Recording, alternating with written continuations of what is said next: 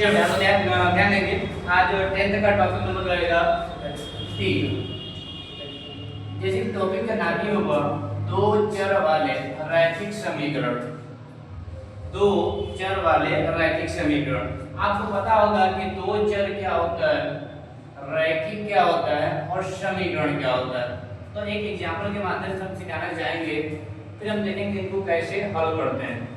जैसे कि ये दो चर अक्षर आपको पता है कि x y z, इनको हम बोलते हैं चर। और उसके बाद में होता है अचर। अचर का मतलब होता है अंक, जैसे 1 हो गया, 2 हो गया, 3 हो गया। तो जो अंक होंगे और से होता है अचर, मतलब अंक वाले पद को हम बोलते हैं अचर। और जो x y z या a b c होता है, इनको हम बोलते हैं चर। जैसा कि समीकरण बोलता है वो, जैसा कि आपका टॉपिक का नाम है दो चर, यानी कि x और y होगा। दो चर कौन कौन से होंगे, x और y। तो हो जाएगा दो चर वाले रैखिक। रैखिक मतलब घात एक होता है। रैखिक का मतलब, रैखिक का मतलब होता है घात एक। अब लिख सकते हैं रैखिक का, आप बोल सकते मतलब घात, समीकरण जो घात होगा वो एक होगा। जैसे कि यहाँ पे दिखाया गया है, तो एक को हम लिखते नहीं है और एक को हम कभी यहाँ पे लिखेंगे, यानी कितना हो गया, तो हो गया दो चर कौन कौन से हैं, x और y। और रैखिक मतलब इनकी घात कितनी है, एक है।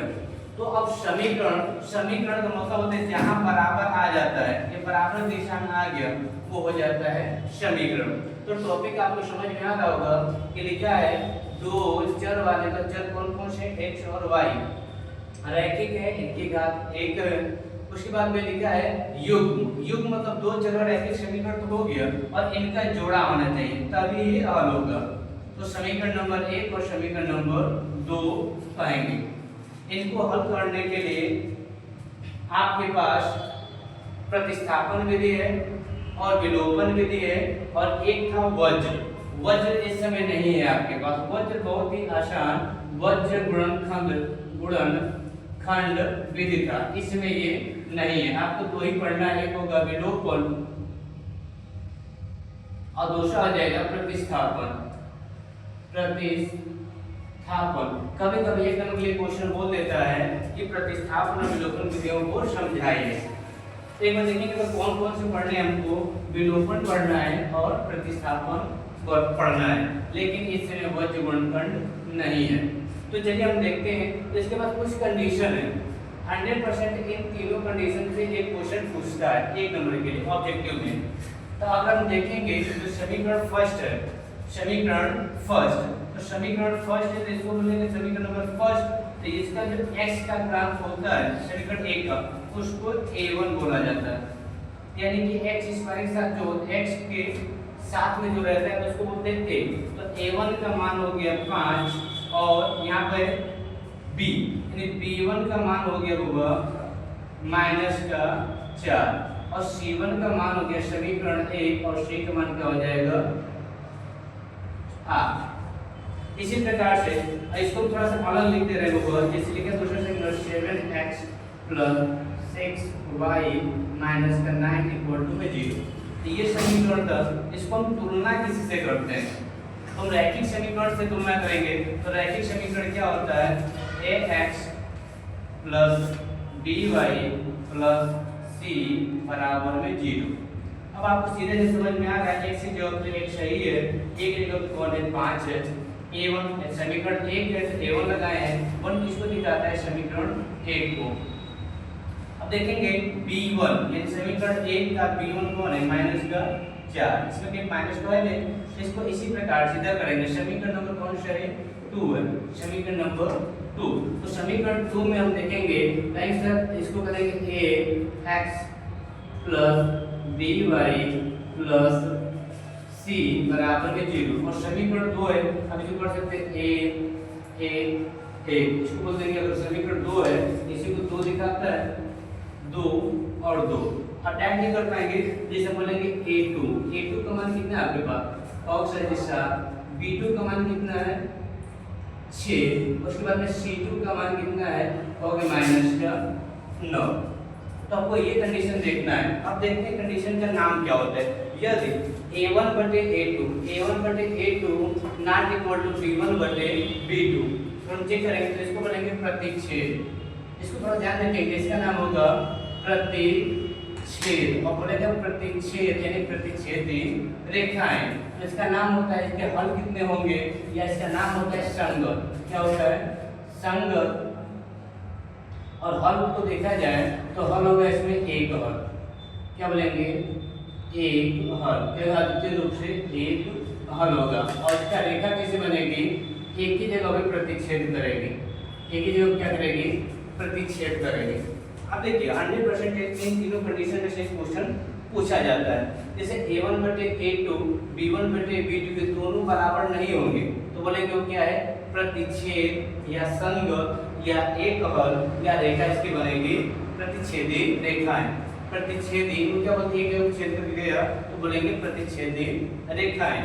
जब a1 बटे a2 बराबर हो जाए, a1 बटे a2 तथा b1 बटे b2 बराबर हो जाए, लेकिन c1 बटे c2 न बराबर हो तो इनको बोलेंगे समांतर रेखाएं।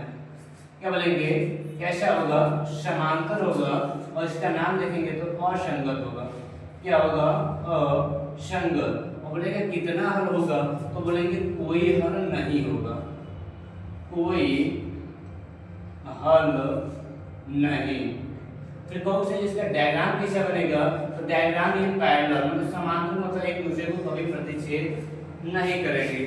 यदि एक दूसरे को कभी प्रतिच्छेद नहीं करेंगे, एक दूसरे को क्या करेंगे? प्रतिच्छेद नहीं करेंगे तो हम इसको क्या करेंगे? असंगत। असंगत किस टाइप का? समांतर है। इसको भी एग्जांपल से हम लोग देखना चाहेंगे।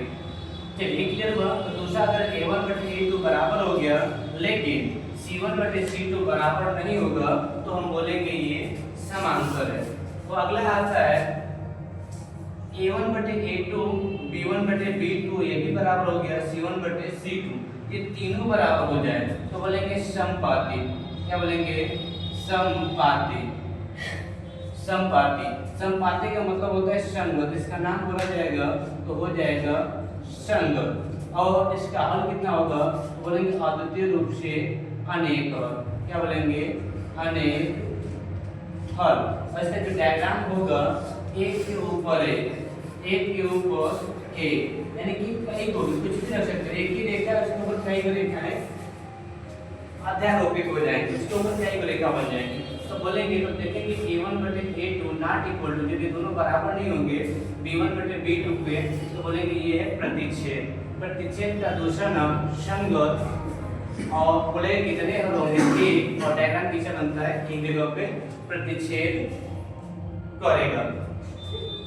समांतर। समांतर क्या कहते हैं? a1 बटे a2 b1 बटे b2 नॉट इक्वल टू मतलब c1 बटे c2 बराबर नहीं होगा तो हम पाएंगे असंगत, इसका कोई हल नहीं, डायग्राम समांतर बनेगा। समपाती a1 बटे a2 b1 बटे b2 c1 बटे c2, इसको बोलेंगे समपाती संगत अनेक हल और डायग्राम एक के ऊपर एक बनेगा।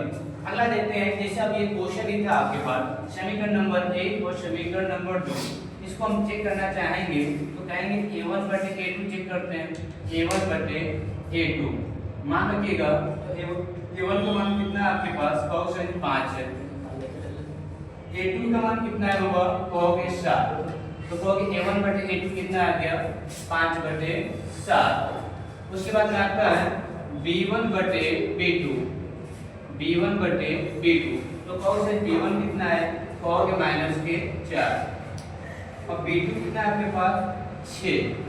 इसको कट करना है तो कट कर लेना, कोई मतलब नहीं बनता है तो कट कर लो, कोई दिक्कत नहीं। अब आप चेक करोगे a1 बटे a2 क्या बराबर है? b1 बटे b2 के। अब देखिए a1 बटे a2 कितना है? 5 बटे 7 और बराबर है -2 बटे 3 के। ये दोनों बराबर है तो कहोगे नहीं बराबर है।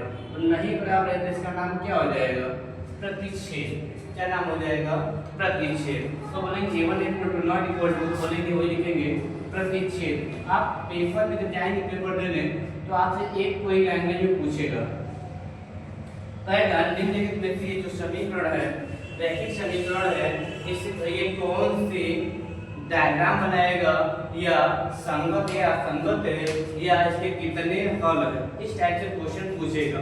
इन तीनों में से कोई एक लैंग्वेज देगा आपको तो आप समझ लेना a1 बटे a2 not equal to b1 बटे b2 दोनों बराबर नहीं है, अतः ये जो समीकरण है इसका हल एक होगा। कितने हल होंगे? एक। बोलेगा संगत है। ओके, अब दूसरा क्वेश्चन देखते हैं। हम इसका भी एग्जांपल देखना चाहेंगे। तो दूसरा क्वेश्चन है आपका, देखिए भाई 100% 110% ये प्रत्येक एग्जाम में पूछा जाता है, 1 नंबर का या फिर 2 नंबर का। तो क्वेश्चन नंबर दूसरा देखेंगे ऊपर लिखा है 2x प्लस 3y और माइनस का 9 बराबर में 0। ये समीकरण नंबर 1। फिर हम चेक करेंगे 4x प्लस 6y माइनस का 18 बराबर में 0। ये समीकरण नंबर 2। इसको आप तुलना करोगे रैखिक समीकरण के मानक रूप से, तो ax plus by plus c से तुलना करेंगे हो जाएगा 0। तो कौन a1 का मान समीकरण 1 है, a1 का मान हो जाएगा 2, b1 का मान हो जाएगा 3 और c1 का मान हो जाएगा माइनस का 9। फिर बोलेंगे समीकरण 2 है तो a2 का मान कितना होगा 4, b2 का मान कितना होगा 6 और c2 का मान क्या होगा माइनस का 18। तो हम चेक करेंगे a1 बटे a2, b1 बटे b2 और c1 बटे c2। तो कहोगे a1 आपके पास कितना है, कहेंगे a1 बटे a2। a1 आपके पास है 2, a2 का मान है 4, 2 1 2 और 2 दूना 4 यानी कि 1 बटे 2। फिर चेक करेंगे अगला b1 बटे b2, b1 बटे b2। b1 आपके पास कितना है 3 और b2 कितना है 6, 3 1 3 और 3 2 6, तो हो जाएगा 1 बटे 2। फिर कॉमन लगाएंगे c1 बटे c2। c1 का मान कितना होगा माइनस का 9 और c2 का मान है माइनस का 18। तो 9 1 9 और 9 2 18, ये पूरा कैंसिल आउट हो गया। तो बोलेंगे वो ये हो जाएगा आपका 1 बटे 2। अब थोड़ा सा देख रहे होंगे, अब देखिए लोग अब चेक करेंगे हम a1 बटे a2 कितना हुआ 1 बटे 2, b1 बटे b2 कितना आया वो भी आया 1 बटे 2। फिर दिया है c1 बटे c2 कितना आया तो हो गया वो भी 1 बटे 2। बोलेंगे तीनों बराबर हैं तो कहेंगे सर ये a1 बटे a2 बराबर हो गया b1 बटे b2 के और ये बराबर हो गया c1 बटे c2 के। तो ये बराबर हो गया, ये कंडीशन आपके पास कहाँ है? तो आप देखेंगे a1 बटे a2 b1 बटे b2 c1 बटे c2, ये तीनों चीजें बराबर हो गई तो कहेंगे ये समपाती है। इसका नाम क्या हो जाएगा समपाती। तो कहेंगे इसका समीकरण जो होगा, जो ये समीकरण का हल होगा समपाती होगा, संगत होगा और अनेक हल होगा। अच्छा हम बोले अनेक हल एक हल, इससे मतलब क्या है? जब हम इसका डायग्राम बनाएंगे, जब हम इसका डायग्राम बनाएंगे इस समीकरण का, तो ऊपर इसका हल भी ना ये एक के ऊपर एक बार बार वही लाइनें बनेंगी, इसका मतलब अनेक हल। अब तीसरा देखते हैं, तीसरा का क्वेश्चन उठाएंगे ऊपर, आप लोग देखने का प्रयास करेंगे। जैसे थर्ड क्वेश्चन है,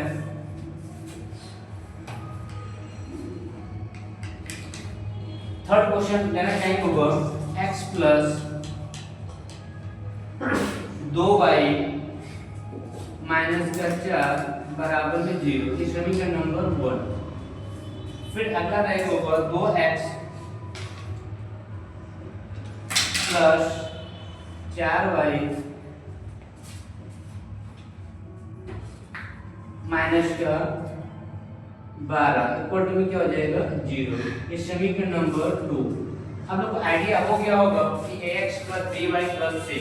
तो आप बताएंगे इसमें से आप निकालेंगे इसका एक पूर्णांक कौन होता है, जब कुछ न मिले तो 1 होता है। तो a1 का आंसर क्या हो गया 1, b1 का आंसर कितना हो गया 2 और c1 बराबर आपके पास माइनस का 4।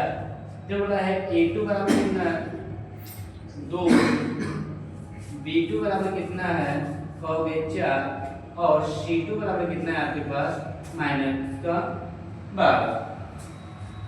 फिर आप चेक करेंगे A1 बटे A2, चेक करेंगे A1 बटे A2, तो A1 का मान आपके पास है 1 और A2 का मान है 2। फिर चेक करेंगे B1 बटे B2, B1 बटे B2, B1 का मान आपके पास है 2 और B2 का मान है 4, 2 एकम 2 और 2 दूना 4, तो 1 बटे 2, 1 बटे 2। तो देखेंगे A1 बटे A2 भी 1 बटे 2 हुआ, B1 बटे B2 भी क्या हो गया, 1 बटे 2 हुआ। अगला चेक करेंगे C1 बटे C2, C1 बटे C2, C1 का मान आपके पास है -4 मतलब 4 -12। इसको कट करोगे 4 1 4 और 4 12, माइनस से माइनस कैंसिल और आंसर आ गया आपके पास 1/3, 1/3। आप पूछ सकते हो सर जो A1 बटे A2 और B1 बटे B2 ये दोनों बराबर हैं, A1 बटे A2 और B1 बटे B2 ये दोनों बराबर हैं, तो बोलेंगे A1 बटे A2 ये बराबर हो गए सर B1 बटे B2 के, लेकिन क्या C1 बटे C2 बराबर है, तो कहोगे नहीं सर C1 बटे C2 बराबर नहीं है, ये कंडीशन सेटिस्फाई हो रही है। जब ये कंडीशन सेटिस्फाई हो रही है तो ये कंडीशन कहाँ है आपके पास, तो इसका नाम क्या होगा, क्वेश्चन बोलेगा, क्वेश्चन क्या देगा, तो बताइए निम्नलिखित में से किस समीकरण का हल समांतर है, असंगत है या कोई हल नहीं है। इन तीनों लैंग्वेज में से एक कोई लैंग्वेज आपको उसमें देगा, तो इसका नाम हो जाएगा समांतर। क्या हो जाएगा, समांतर। इसका नाम हो जाएगा कोई हल नहीं, तो बोलेंगे असंगत। जब इसका कोई हल ही नहीं है तो इसके साथ कोई जाएगा नहीं जाएगा, असंगत, तो बोलेंगे कोई हल नहीं, कोई हल नहीं, कोई हल नहीं। इन तीनों कंडीशन में से एक नंबर का या 2 नंबर का पूछा जाता है श्योरली 100%। ठीक होगा, तो हम लोग